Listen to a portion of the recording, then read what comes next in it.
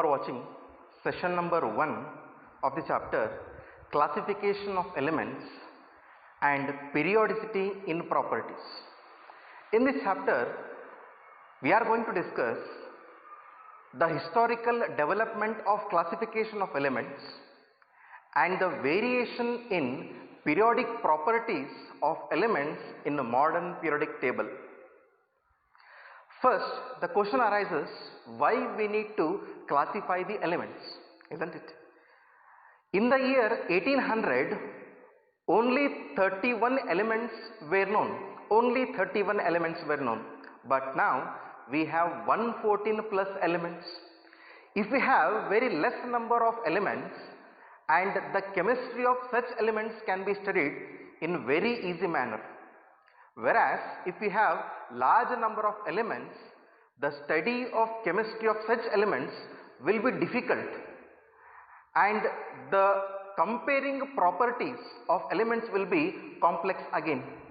Therefore, the scientists like Dauberner, Newlands, Mendeleev and Henry Moseley, they studied about how the elements can be classified. That makes the chemistry of studying elements will be easy.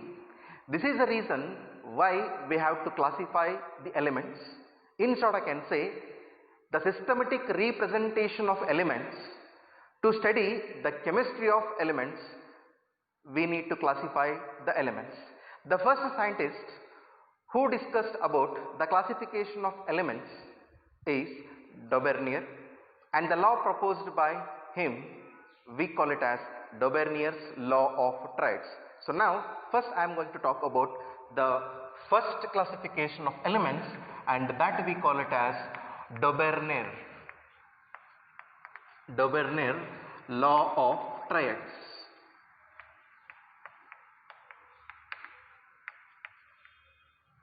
So Dauberner law of triads is the first classification of elements to make the study of chemistry of elements will be simple. So first we will see what actually the meaning of a triad here. So remember, triad, as the name indicates, we have three set of elements. Three elements in one set. We have a set of three elements, and these elements have similar properties. So that we call it as triad. Triad is nothing but set of three elements having similar properties. So in general, let me consider one set of a triad, and I consider A, B, C are the elements with the similar properties, and we have a set of three elements A, B, C, and I call it as a triad. According to Dauberner, and he is going to calculate the mass of a middle element, atomic mass. So if you consider triad ABC, the middle element is B, and we can calculate the mass of middle element by knowing the atomic masses of other two elements.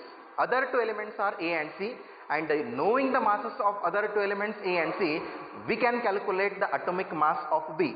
So according to him, how we can calculate that is, just see, atomic mass of B, that is the middle element, which is equals to 1 by 2 into atomic mass of the one other element is A, and one more is atomic mass of the other element is C here. So in short, I can say, if you take the arithmetic mean of atomic masses of A and C, you are going to get the atomic mass of B. Or I can say, in a triad, you can calculate the atomic mass of a middle element by taking arithmetic mean of or average of the atomic masses of other two elements, and that is how the Dauberner explained how we can classify elements in the form of a triad. One example we will see. And now here I am going to consider some elements, and we will see what is the atomic mass of that. We know Z represents atomic number, A represents atomic mass. And here I am going to consider a set of 3 elements, that is lithium, and one more is sodium, and one more is potassium. Lithium, sodium, potassium. Actually these elements belongs to the first group of modern periodic table that we know. So atomic mass we are going to calculate, and let us assume the atomic mass of lithium given that is 7, and the atomic mass of potassium is 39, and we don't know what would be the mass of sodium. So let me consider it as X. Okay, so 3 elements I considered: lithium, sodium and potassium. So set of 3 elements having the similar properties. The properties of lithium, sodium, potassium are same. So 3 elements in one set we have, therefore I can consider it as a triad.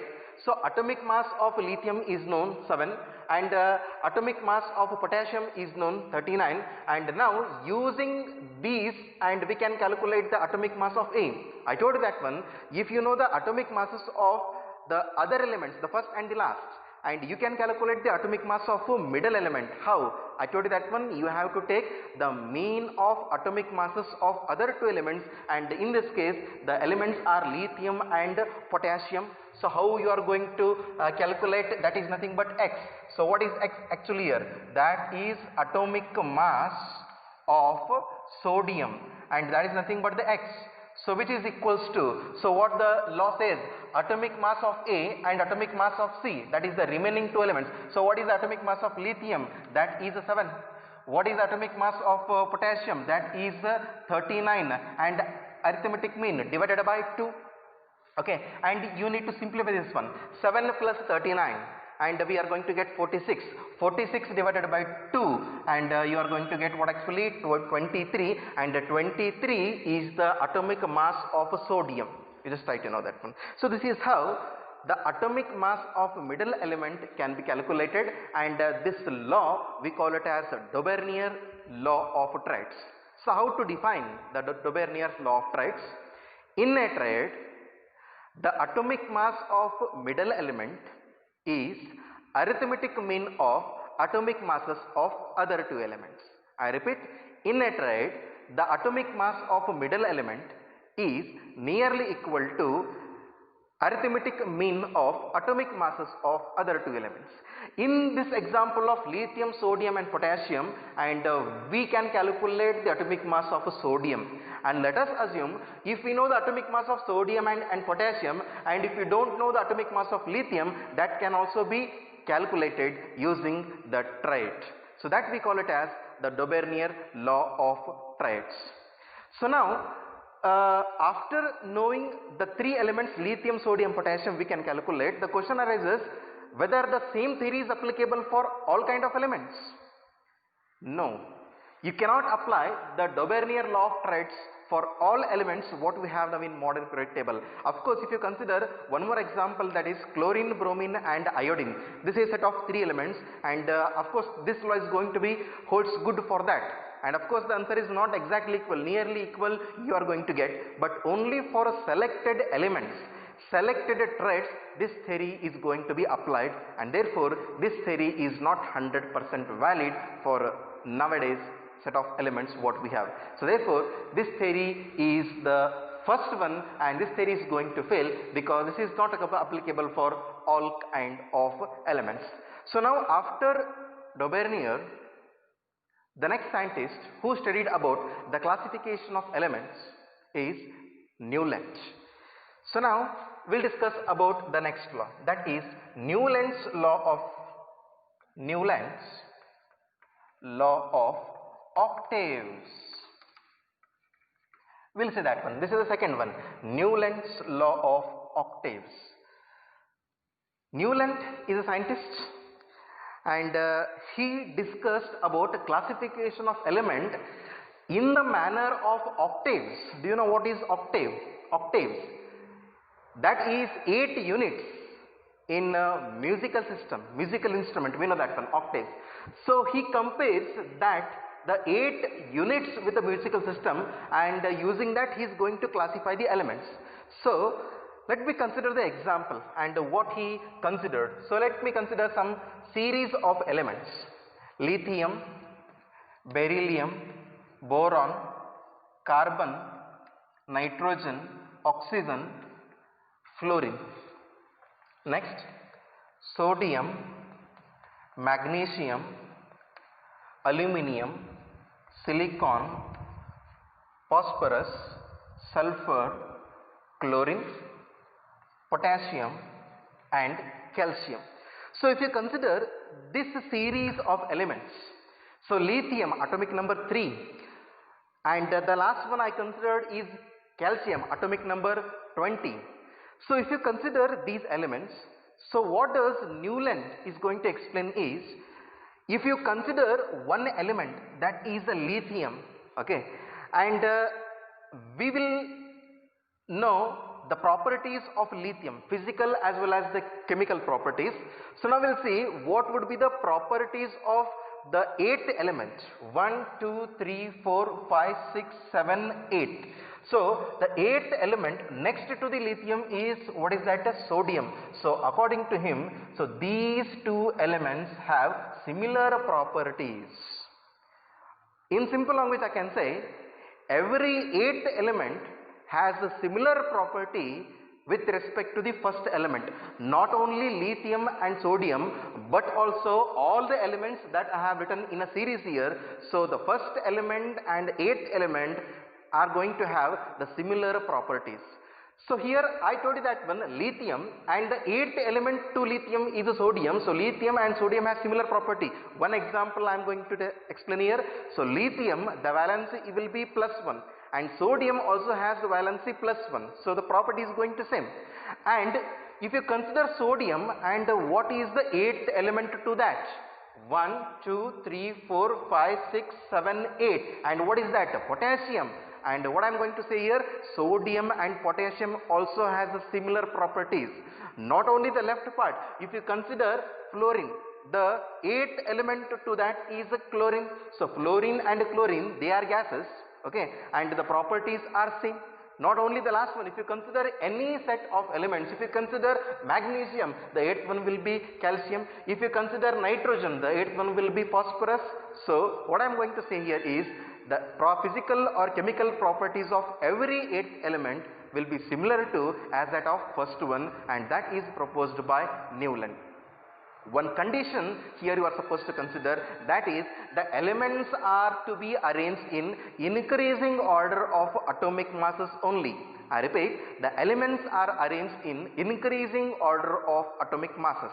But if you just look over the elements, and I have not written what actually the neon and argon.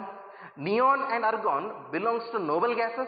Try to know at the time of Newland, okay, maybe in the year 1865, the noble gases were not yet discovered.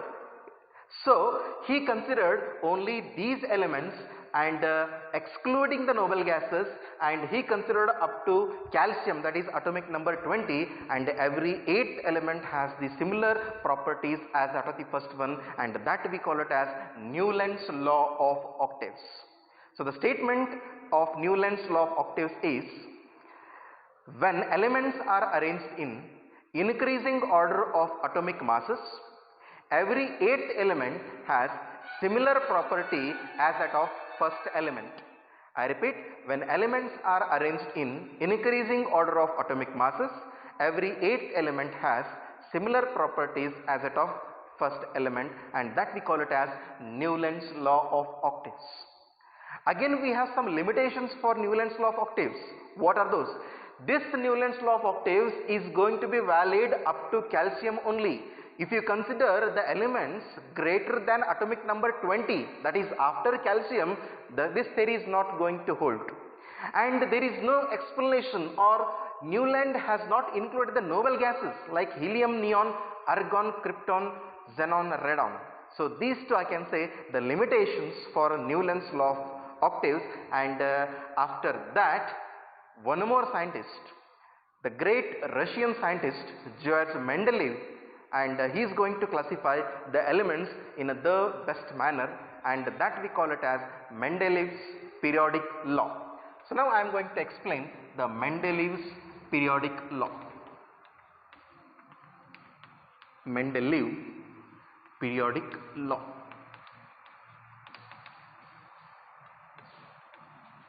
So this is the third one. George Mendeleev, he classified the elements, and the law we call it as Mendeleev's periodic law. One thing, if you just analyze the main criteria for which they classified the elements is, Daubernier also considered the fact that is atomic masses of elements. Newland also considered the fact that is atomic masses of elements, and Mendeleev also going to consider the atomic mass is the criteria, and based on that he is going to classify the elements. So what Mendeleev did is, he studied different elements, and based on atomic masses he analyzed the properties, and based on the properties what he analyzed, he arranged elements in horizontal rows.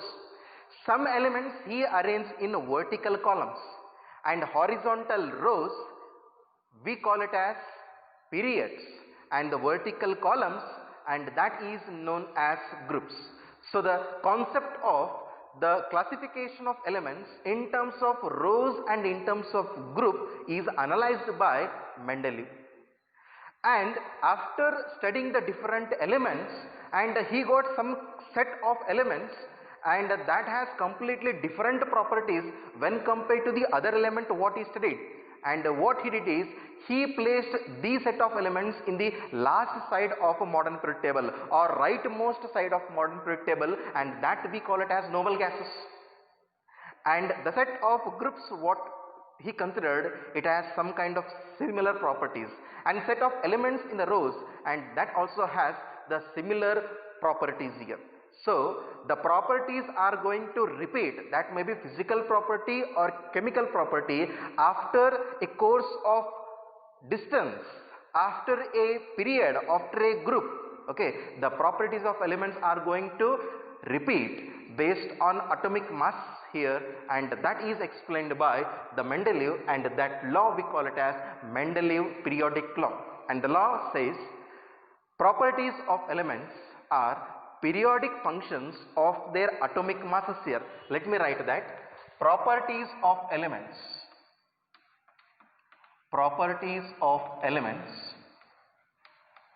are periodic functions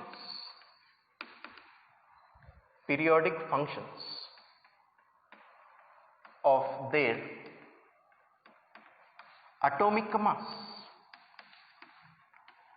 So he considered atomic mass of element is the criteria, and he arranged in a definite pattern row and vertical columns, you can say periods and groups.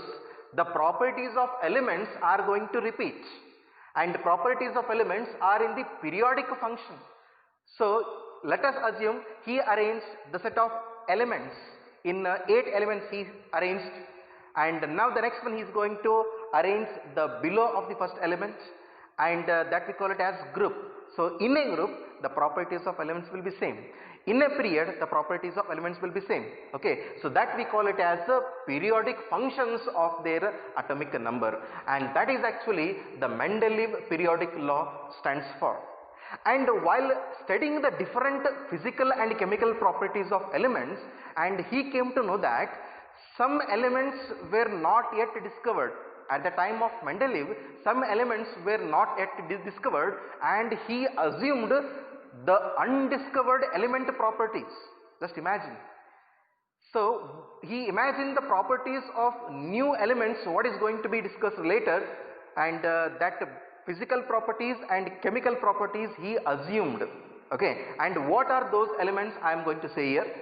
So he considered the set of elements, and if you consider the modern periodic table, the same set of elements we have excluding the noble gases, and here one element I am going to consider, that is gallium, and one more element I am going to consider, that is germanium.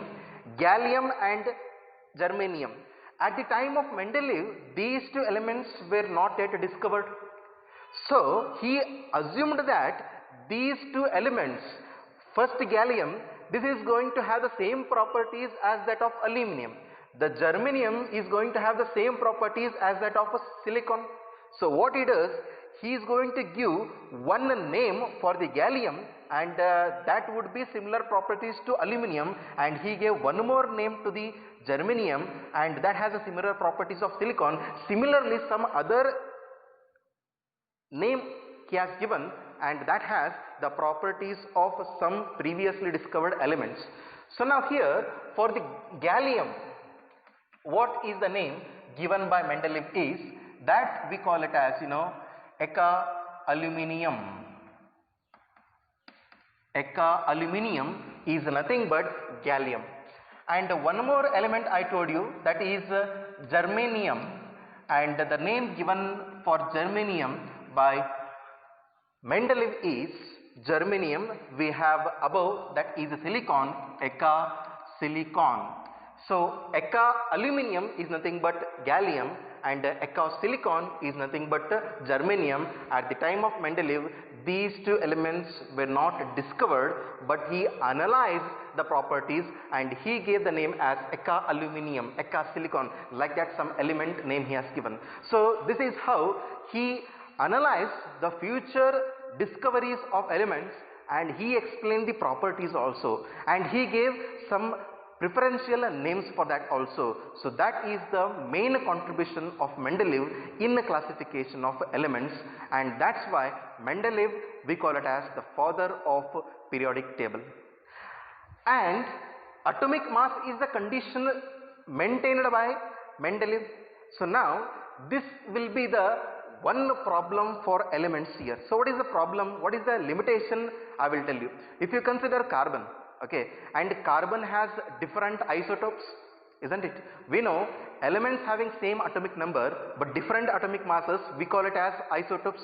If you consider atomic mass is the criteria, and carbon would need 3 places for the adjustment in the modern periodic table, because carbon 12 we have, carbon 13 we have, carbon 14 we have. So if we consider atomic mass is a criteria, therefore again that will be the problem while arranging the elements in the periodic table. Not only carbon but also different elements, we have the isotopes, like hydrogen has isotopes, chlorine has isotopes. So the position of elements in the periodic table will be difficult. So that is analyzed by one more scientist, and his name is Henry Moseley, and he is going to explain the theory, and that we call it as modern periodic law. So modern periodic law is explained by Henry Moseley. The name of the scientist is Henry Moseley, and he is going to discuss about that. So how he analyzed the problem created in case of Mendeleev is, he was studying some X-ray spectra of some different elements. So what he did, he just plotted a graph of root nu, where nu stands for frequency of radiation, root nu versus atomic number. He plotted the graph of root nu versus atomic number of some different elements.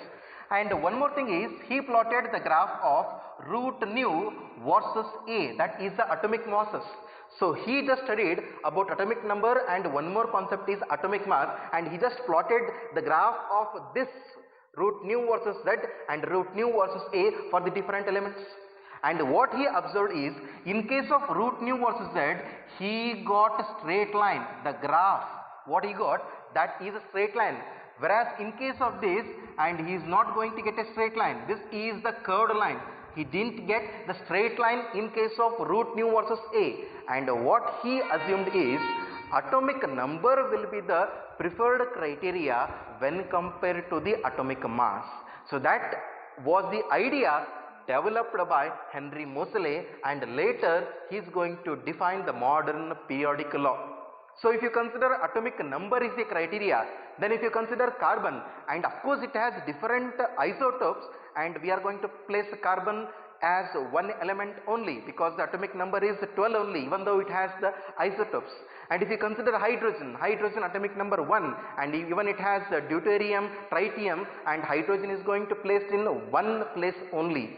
So according to him, atomic mass is not the criteria for the classification of elements. Atomic number is the best criteria for the classification of elements, and he slightly changed the Mendeleev periodic law and he proposed the modern periodic law. And the law is as same as Mendeleev periodic law, but the only thing is he is going to consider the criteria that is atomic number, and the remaining explanation is as same as the Mendeleev periodic law.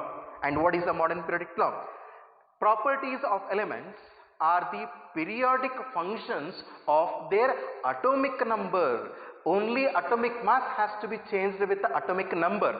And I told you the reason why atomic number is the preferred criteria when compared to the atomic mass.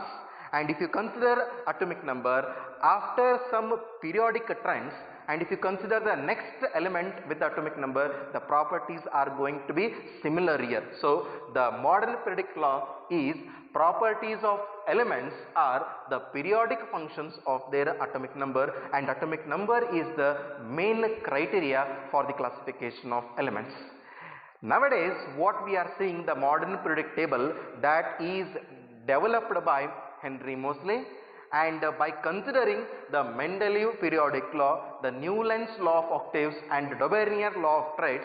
So the recent one, the law that is depends on the modern periodic table. And if you observe the modern periodic table, we are going to see some symbols, and these symbols are nothing but the elements symbols here. We know that when elements are represented by symbols, and the series or systematic study of elements made easy by looking over the modern periodic table. And this is how there will be historical development of classification of elements from Daubernier, Newland and Mendeleev, and the last one is Henry Moseley. So that is how I can explain the classification of elements made easy, the study of chemistry of elements. Now I am going to discuss about nomenclature of elements with atomic number greater than 100. Nomenclature means naming. So if new elements discovered and globally accepted, one name has to be mentioned, and that we call it as IUPAC nomenclature.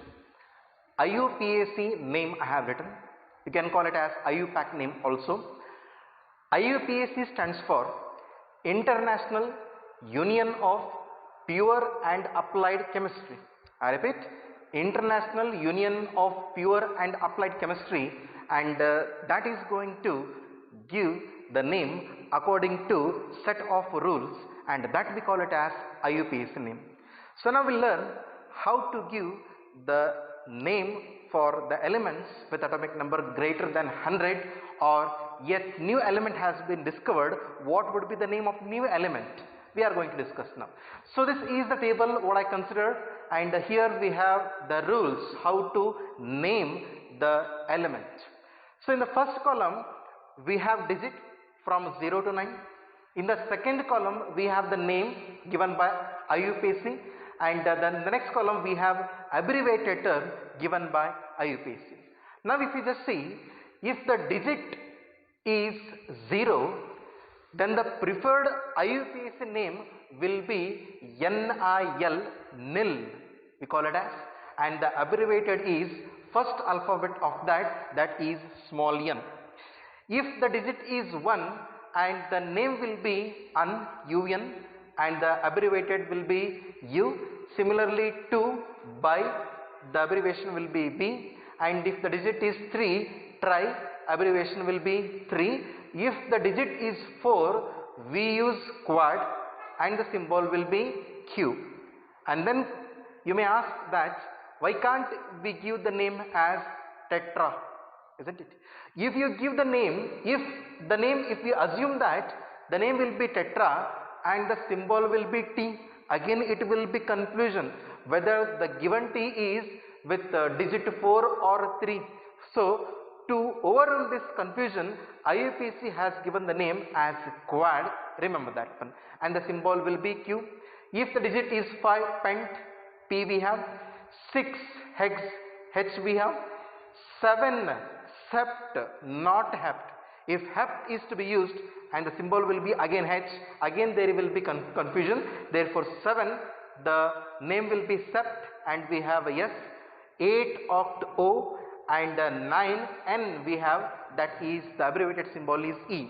So if you know the digits and respective IUPAC name and respective abbreviated terms, and you can name any element with atomic number greater than 100 and new element also. So we'll discuss some examples here. I have written some elements with the atomic number 101 like that, and I have written up to 118. So now we'll learn if 101 is the atomic number of the given element, and what would be the name, IUPAC name, and what would be the IUPAC symbol of the element here.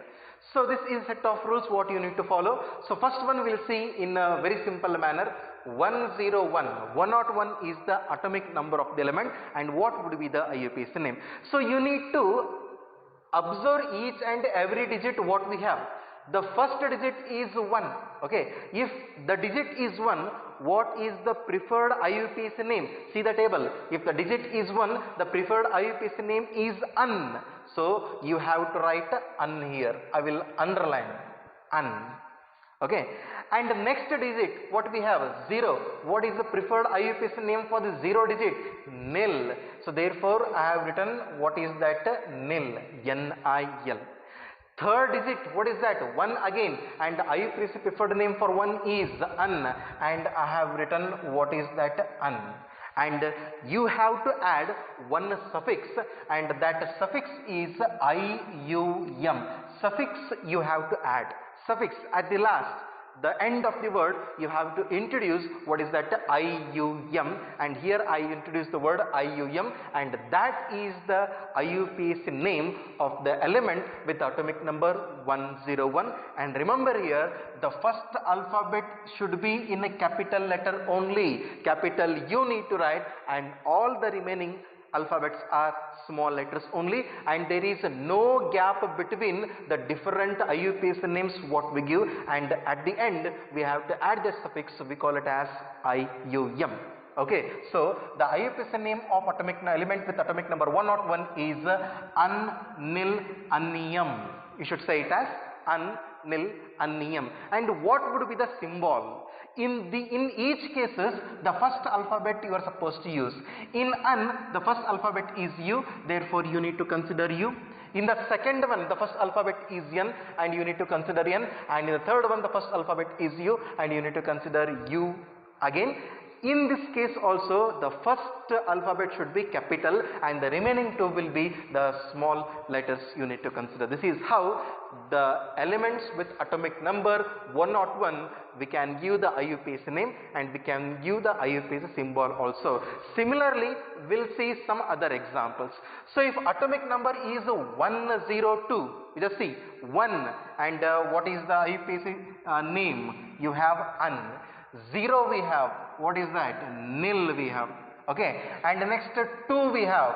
2, what is the name we have? By we have, and therefore you need to write by. Okay, and we need to end with what is that? Byum. And here one more thing you try to know. So we have written what is that? UN plus nil plus by and plus IUM. So this is the way how we used to join, isn't it? And while joining the last one, so here we have I and here we have I. So 2 I we have, and remember that you need to eliminate 1 I, and therefore you are going to get what is that? Byum. And you no need to write one more I here. 1 I has to be eliminated if we have in the last one and the preceding one of the last. Next one we'll see 103. We have UN, and 0 we have nil, and 3, what is the name we have? Tri we have. Okay, and remember, if you consider a tri and the suffix will be IUM, we have 2I and 1 has to be eliminated, and you are going to get what is that? Trium.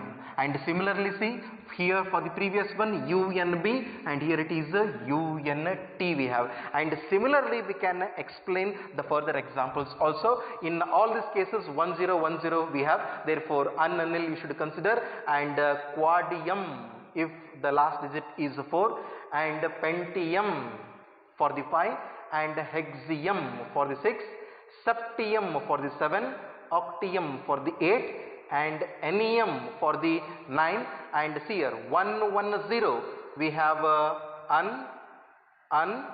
nillium we have, okay, and respective IUPAC symbol you need to consider that. Okay, we'll see the next one, 111, 111 we have isn't it 1, and the next digit is also 1, and you need to consider again, and we have 1 again, that is and the suffix is ium, therefore annium will be the IUPAC name with the element atomic number 111, and the symbol will be capital U, small u, and small u. Similarly, we can consider 112 bium and UUB, and similarly we can consider some other examples also. 118 I considered, and octium and capital U, small u, and O. So this is how you can continue with other elements with the atomic number greater than 100. The rule is same. This is how we are supposed to give the IUPAC name of the elements with atomic number greater than 100. Remember, the first thing is you need to remember the IUPAC term, IUPAC name given for the digits from 0 to 9 given by IUPAC, and symbol also you need to remember, and usually don't get confused with the Q, and one more is S, it looks alike. And while writing the IUPAC name, there should be no gap in between the words, and the first alphabet should be capital, and the suffix you have to add IUM, and in the suffix while adding, if you get 2 I's like that, and you are supposed to eliminate that. While writing the IUPAC symbol also, 3 letters symbol we are supposed to use, and first one will be capital and remaining 2 are small. So this is how we can name the elements with the atomic number greater than 100. Now we'll look over the modern periodic table. So here I have the chart of modern periodic table, and this was developed by Henry Moseley, and we know the law proposed by Henry Moseley that we call it as modern periodic law, that states the properties of elements are the periodic functions of their atomic numbers. And now we'll discuss the fundamental concept what one should know about the modern periodic table. So here you are going to observe some symbols of elements. We know that elements are represented by symbols, and the modern periodic table contains the arrangement of elements, and elements are not arranged in a random manner. So they are arranged according to atomic number only, increasing in the order of atomic number, and the increasing order of atomic number, the elements are arranged in such a manner that the properties are going to remain same in a particular group as well as the particular period, but some periodic properties they are going to change, that either it should increase or decreases, that about the periodic properties. So now we'll discuss one by one about the concepts to be remembered in case of modern periodic table, and the symbols, as you know, H stands for hydrogen. The second element we have the right corner, that is helium, Li lithium, Be beryllium, B boron, C carbon, N nitrogen, O oxygen, F fluorine, Ne neon, Na sodium, Mg magnesium, aluminium Al, silicon Si, phosphorus P, sulfur S, chlorine Cl, argon Ar, potassium K, calcium Ca, scandium Sc, titanium Ti, vanadium V, chromium Cr, manganese Mn, iron Fe, cobalt Co, nickel Ni, copper Cu, zinc Zn. So 1 to 30 elements I told you, and you need to remember the elements 1 to 30 in a serial wise, and you need to remember the symbols of these elements also. After this, we know that one atomic number is the main criteria why we have such kind of systematic representation of elements, and we have some particular names for these also here. And we know that one, the elements which are arranged in horizontal rows, we call it as periods. Periods are nothing but the horizontal rows where the elements are represented. Periods we call it as. And how many periods are there in the modern period table? You should know. This is the first period. In first period we have only two elements. One is hydrogen and second one is helium. In this is the second period, third, fourth one, fifth one, sixth one, seventh one. So totally 7 periods we are going to observe in modern period table, and try to know the number of elements belongs to each period. In a period 1 we have 2 elements, isn't it? And in a period 2, count the number of elements in a period 2, that is 8. In a period 3 also we have 8, and period 4 we have 18, period 5 we have 18, and 6 we have 32 plus. And since we have some other elements also, we'll see that later.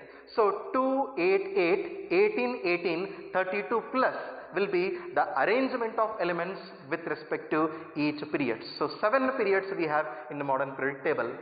And vertical columns we call it as groups, and this is the first group, okay, second group, third one, fourth one, fifth one.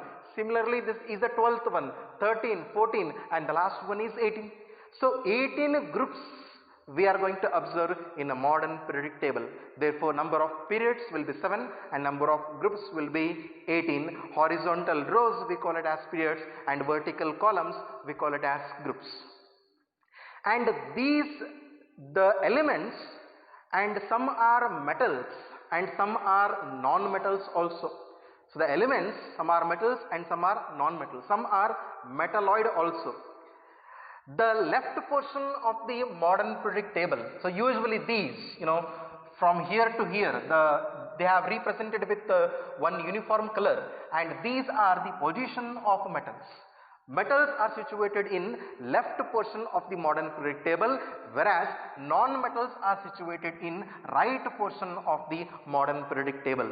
And some elements we are going to observe that has the properties of metals as well as non-metals, and that we call it as semi-metals or metallites here. Just you see, change in a color, zigzag manner what we have, and these all are metallites, usually silicon, germanium, arsenic, selenium, antimony, and these are all the metallites here. So the modern periodic table contains metals as well as non-metals as well as metalloids also.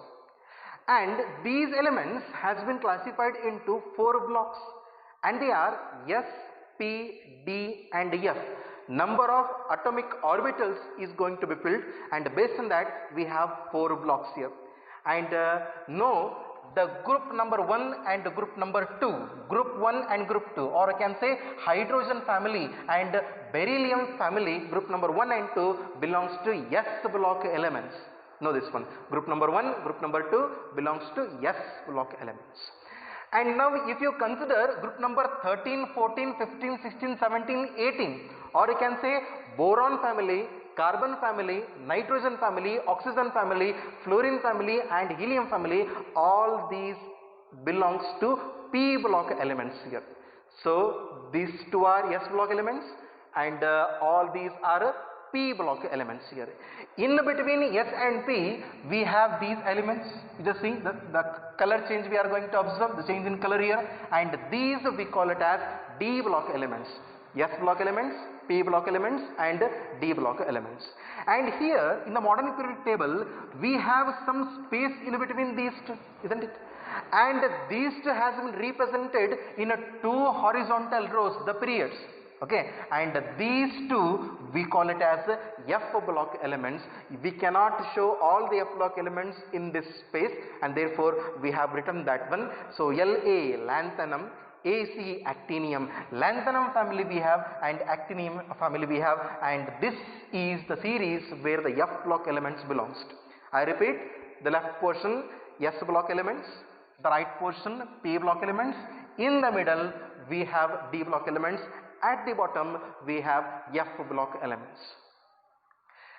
We have some names for these groups also. Know that group 1 elements we call it as alkali metals. Group 2 elements we call it as alkaline earth metals, and why we have the names we'll discuss later in respective chapters.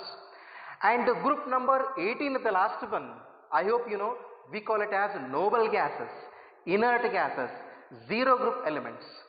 Group number 17, that is fluorine family, we call it as halogens. And the oxygen family, group number 16, we call it as chalcogens. And group number 15, nitrogen family, we call it as nicogens. And for this carbon family, we call it as carbon family itself, and boron family we call it as.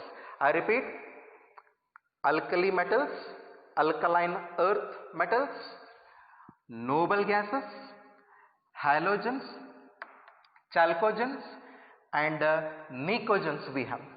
And these two are F block elements, I told you. And this series, 4F series, we call it as lanthanoids. And 5F series, we call it as actinoids. Lanthanoids, and these are actinoids. And S block elements and P block elements together we call it as main group elements or representative elements. Try to know that one. Main group elements or representative elements, they are nothing but S block and P block elements only. That is nothing but group 1 and 2 and group 13 to group 18, and these we call it as main group elements or representative elements. And D block elements we call it as transition elements. Try to know.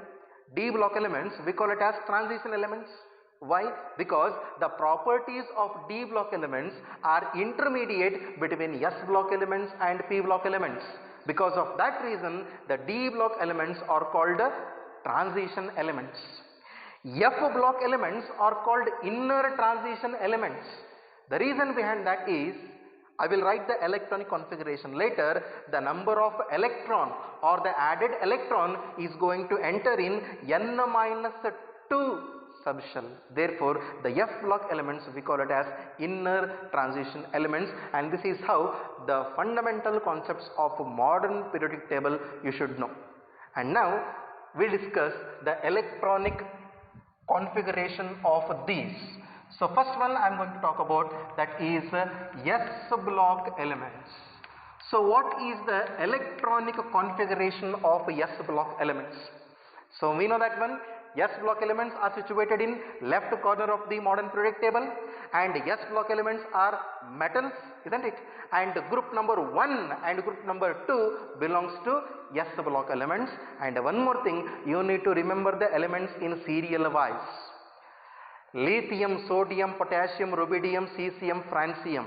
Of course, hydrogen is the gas, and it has the property of group number 1 as well as group number 17. The position of hydrogen is not fixed, uncertain you can say. Group number 2, beryllium, magnesium, calcium, strontium, barium and radium, and these are the elements that belongs to S block elements. And here the orbital we need to consider, that is the S orbital, because the added electron will enter into S atomic orbital. Therefore, the elements that belongs to group number 1 and 2 we call it as S block elements. The elements in which the added electron enter into S atomic orbital, that we call it as S block elements. And what is the general electronic configuration of that? The general electronic configuration of S block element is NS122, where this S stands for atomic orbital and this N stands for number of atomic orbital, and here 1 to 2 stands for number of electrons that are going to filled in the S atomic orbital. You may have NS1 or NS2. So S orbital, the maximum capacity of electron to be filled is 2. Therefore, NS1 to 2 will be the electronic configuration of S block elements. We look over the next one, that is P block elements. We know that one, the group number 13 to group number 18, group number 13 to group number 18, the elements that belongs, that we call it as P block elements, and they are mainly non-metals. Some are metalloids we are going to see, and you need to know the elements in serial wise also. And the one more special property what we have for noble gas is the elements which belongs to 18 group elements, we call it as noble gases or inert gases. The reason behind that is the electronic configuration possessed by elements which belongs to 18th group element, that is a stable electronic configuration. So what is that stable electronic configuration? The elements has to attain octet configuration. The elements has to follow the octet rule. What is that octet rule then? If any atom of an element has the valence shell, the atomic orbital which is present at the outermost orbit, and that should contain 8 electrons.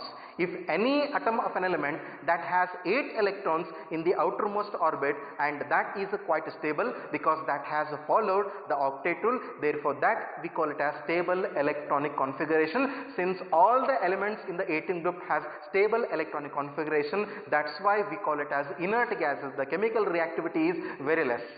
But except one element. What is that? Helium. Helium atomic number is 2. So therefore the maximum number of electrons involved is 2 only. Therefore except helium, other elements in the 18th group element, that follows the octet rule, whereas helium follows the duplet rule. 2 electrons we have. That is also quite stable when compared to the other elements also. And now we'll see what is the general electronic configuration of S block elements. That is NS2 and NP1 to 6. So NS2, S atomic orbital of p block element is completely filled, whereas the added electron or the new electron is going to enter into p atomic orbital. So p block elements are defined as the elements in which the added electron enters into p atomic orbital, and those elements we call it as p block elements. And in the p orbital, the total number of electrons can be filled is 6. Therefore you can fill 1 or 2 up to 6 we have. Therefore general electronic configuration of p block elements is NS2 NP6. Next I am going to talk about the d block elements. I hope you know where the d block elements are situated in modern periodic table. They are in between S and P. And S and P we call it as main group elements and representative elements, and in between that the d block elements are situated. And this is the scandium from zinc we have, and yttrium to cadmium we have, and hafnium to mercury we have, and all these elements belongs to d block elements, and these we call it as transition elements since the properties are intermediate between S and p block elements, I told you. So now I am going to write the electronic configuration of d block elements. N-1 d 1 to 10 and Ns 0 to 2. So that is the valence shell electronic configuration of d block elements. N-1 d 1 to 10 and Ns 0 to 2 we have. Here the added electron will enter into d atomic orbital, and the number of atomic orbital will be 1 less than when compared to S atomic orbital. So in a d atomic orbital the maximum number of electrons to be filled is 10. Therefore 1 to 10 the number of electrons is going to be filled. The d block elements are defined as the elements in which the added electron enters into d atomic orbital, or you can say the elements which contains partially filled d atomic orbitals, and that we call it as the d block elements. And this is the general valence shell electronic configuration of d block elements. And now we'll see the last one, that is F block elements. And we know where actually F block elements are situated, at the bottom of the modern periodic table, and 2 series we have. And this one, the first one we call it as actinoids, because the first actinium we have here, and actinoids we call it as, and lanthanides. And here we have actinum and actinoids we call it as, and these two we call it as F block elements. And these we call it as inner transition elements. Let me write the electronic configuration. N-2 F 1 to 14, N-1 D 0 to 1, and Ns2. So here what happens, the added electron will enter into n minus 2 f atomic orbital. Since added electron enters into n minus 2 subshell, and therefore the f block elements we call it as the inner transition element. This is the D is it transition element, the shell which is inside to transition element, that's why we call it as inner transition element. And in a f block, f orbital, the maximum number of electrons can be filled is 14, therefore 1 to 14 electrons can be filled here. But remember, in case of f block elements, in the d atomic orbital you can place either 0 or 1 electron, or you can say there should be empty atomic orbital or 1 electron with a d atomic orbital, whereas in case of s 2 electrons has to be filled, and that is the electronic configuration of f block elements. And try to just know what are the general electronic configuration of these elements, and if you know the general electronic configuration, and we can write any electronic configuration of any element here, and that is all about the main concept about modern periodic table. I told one more concept, that the modern periodic table contains metals, non-metals as well as metallites, isn't it? And I told you the positions also. The left corner of modern periodic table, metals, the right corner we have actually the non-metals, and usually S and D are metals, and P is what actually that is the non-metal, and F, some are naturally occurring radioactive and some are artificial radioactive elements, these are. And the properties of metals and properties of non-metals, I hope we remember that, the properties of metals and non-metals. Metals are hard solids, isn't it? Whereas non-metals are, they are soft solids or liquids, or you can say gases. The physical state I told you, the metals are hard solid. If you consider iron as an example, symbol is Fe, that is a hard solid. Copper as an example, copper, that is also hard solid. Whereas the non-metals may be, they are soft solids or liquids or gases, also soft solid. Let me consider example of carbon. Carbon is a non-metal, the physical state is a solid, but that is a soft solid. If you consider phosphorus, if you consider sulfur, they are the soft solids here, examples for non-metals. And non-metals, some are liquid. Let me consider example of bromine, Br, orange colored liquid it is. So some non-metals are liquid and some non-metals are gases also. If you consider the noble gases, all these are gases instead. Therefore the physical state of metal is solid, whereas the physical state of non-metal, they are soft solids, some are liquid and some are gases here. And the metals are good conductor of heat and electricity, whereas the non-metals are bad conductors of heat and electricity. The reason behind that is the metals contain mobile electrons. If you have mobile electrons, the mobile electrons are the responsible for the transport of electric current or electric charges from one part to the other part of metal. Because of this reason, the metals are good conductors of heat and electricity, whereas in case of non-metals, there will be absence of mobile electrons, you can say, and due to physical property also, they are bad conductors of heat and electricity. And if you compare the melting point and boiling point of metals and non-metals, and of course you can guess, the metals have high melting and high boiling point, whereas the non-metals have low melting point and low boiling point. And the melting point and boiling point, that depends on the kind of force present between constituent atoms or molecules. In case of metals, we have a metallic bonding. Metallic bonding is quite strong.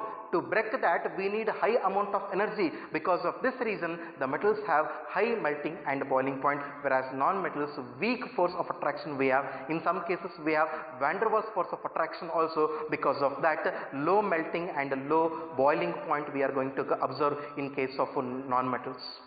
Metals are sonorous, whereas non-metals are non-sonorous. Sonorous, if metals are hit by a hard surface, it produces sound, isn't it? Therefore metals are sonorous, whereas non-metals are non-sonorous. The bell is best example for that. Okay, bell rings, that is going to produce sound, isn't it? So copper is a metal, therefore metals are sonorous, I can say. Metals are malleable, whereas non-metals are non-malleable. Malleable is nothing but the property of metal. The metals can be converted into sheets. If you consider hammer, and if you just hammer any metal, the metals are going to slip in the form of a layer and the metal is going to be converted in the form of sheet. Aluminum sheet, zinc sheet I can consider, the metal can be converted into sheets, and that property we call it as malleable property. Metals are malleable whereas non-metals are non-malleable. Metals are ductile in nature, ductility property. And if you consider a metal and if you after heating, if you stretch the metal and that metal is going to be converted into wires here. So metals can be converted into wires applying heat, and that property we call it as ductility property. Copper wire is the best example for that one. Whereas non-metals are non-ductile in nature, and all these are the properties of metals as well as properties of non-metals here. And some elements we have in modern periodic table that has the properties of elements as well as the non-metals here. And the name I told you already, that we call it as semi-metals or metallites here, and silicon, germanium, arsenic are the examples for metallites that has the properties of metals as well as non-metals. And that is all about the fundamental concepts one should know about modern periodic table, and that is all about the classification of elements what we discussed and the fundamental concepts about the modern periodic table and S block, P block, D block and F block elements. In the next session, we'll continue with the periodic trends involved in the modern periodic table. Thanks for watching.